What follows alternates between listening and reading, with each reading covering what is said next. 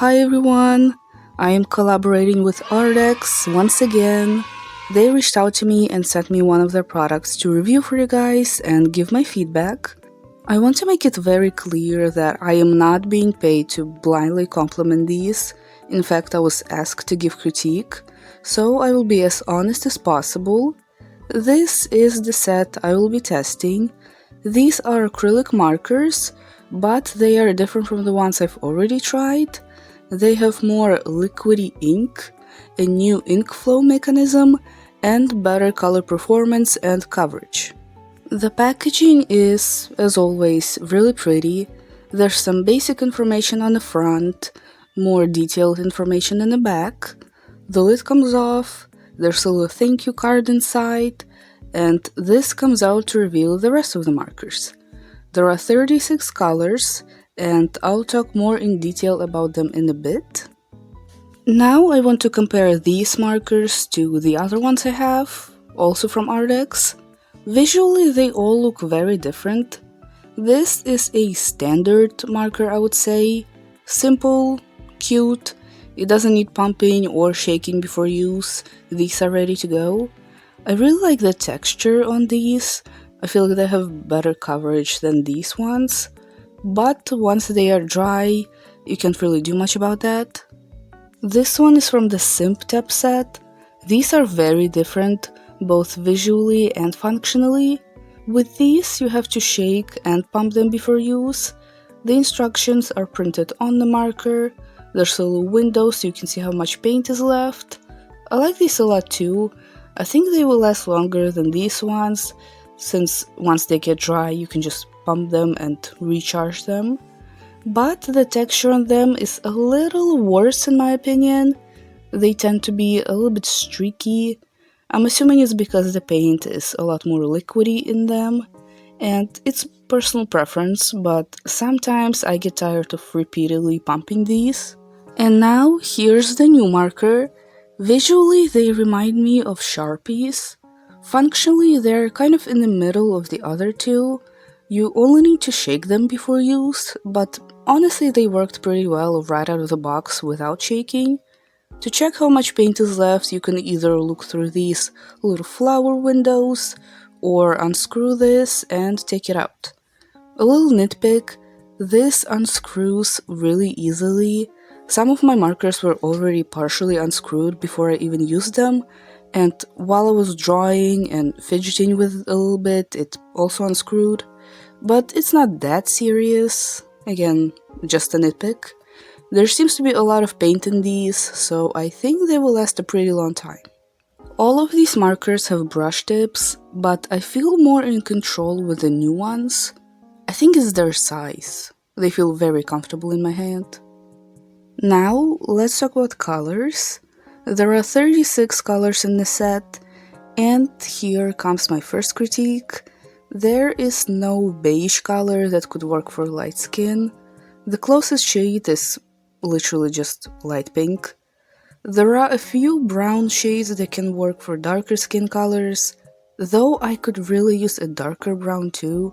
The darkest brown isn't quite dark enough for me. I think at least one of the colors could be replaced with a beige. For example, there are two grays that look very similar. But other than that, there is still a nice selection of colors. There's some primary shades, a few pastel colors, and a few toned down shades. I can definitely work with this. In terms of coverage, it really depends on what colors you use. Some colors go over other ones easily, others need a few layers. The finish is really nice, not very streaky, and the colors are nice and opaque.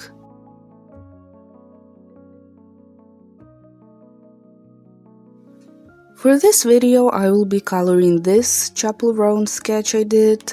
People have been asking me to draw her for a while now. Now, like I often do in these videos, I want to talk about how my sketchbook is going. It's been a while since my last traditional art video, and honestly, it's also been a while since I've done any traditional art in general.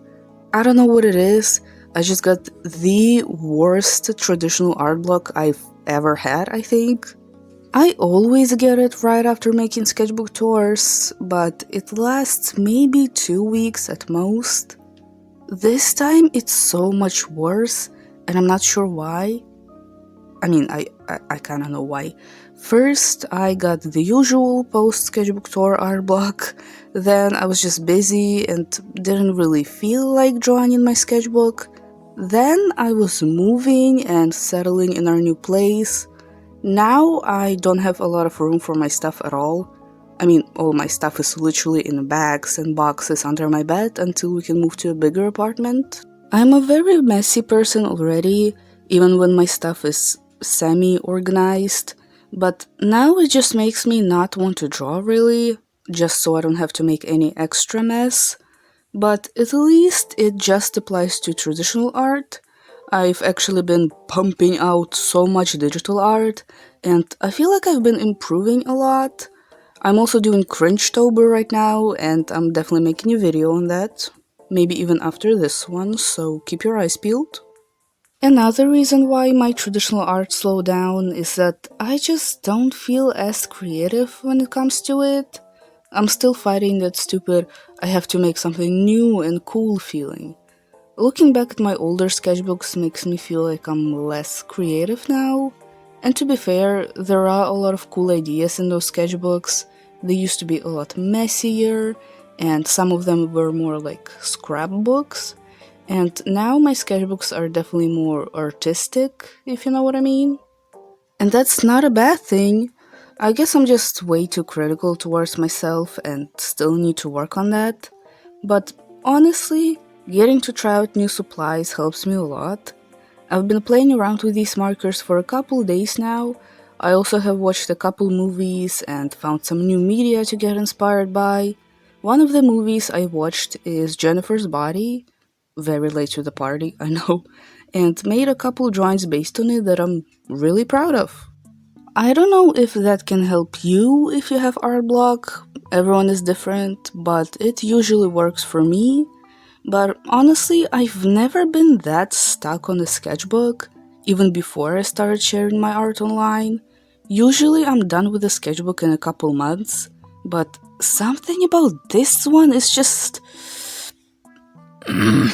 But anyway, are any of you doing any art challenges this month? I wanted to do Cringetober since last year, though some of the prompts this year were definitely a little confusing to me. But I already have most of them done, and I'm having a lot of fun. Though I'm not following the rules exactly. Usually you would do a prompt per day, but that would get me burnt out very quickly, so I treat it more as a checklist. I just need to draw all of these things until the end of the month. If I feel like doing multiple a day, I will do that, and if I feel like taking a day off, I will do that as well. So far, I've experimented a lot and drew things I usually wouldn't.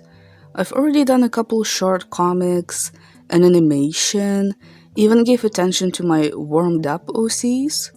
For context, Warmed Up is my attempt at making a webtoon about my characters. It didn't last very long, but I consider them my main OCs. And lately I've been working on multiple other stories that are a lot more complicated and have much more complicated character designs. And while doing that, I kind of forgot about these guys. Whoops.